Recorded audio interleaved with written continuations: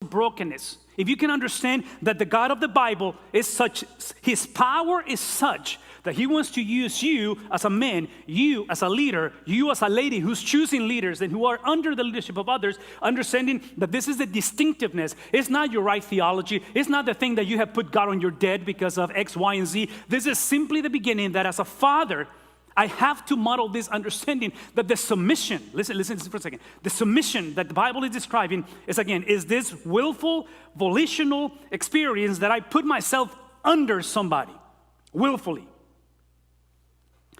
It is no accident that the Apostle Paul in the book of Ephesians, and some of you are familiar with this whole dynamic, chapter 5, on verse 21, he says, submit to one another in the fear of the Lord.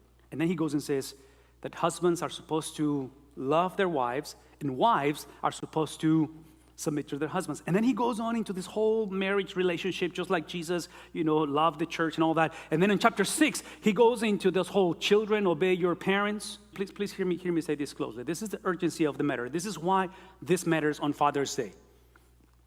In the book of Ephesians, this whole component of submission is one of 5 distinctiveness that describes the Spirit-filled life.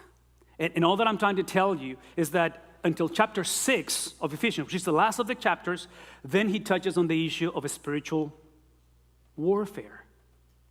When we continue the perpetuation, men, of not having clarity, not of the circumstances, not of the pandemic, I'm speaking clarity of who God is, that pretzel. The understanding that submission is not equal to inequality. That the authority is in the way that you submit to the commands of leadership, of apostolic preaching. How can I emphasize that?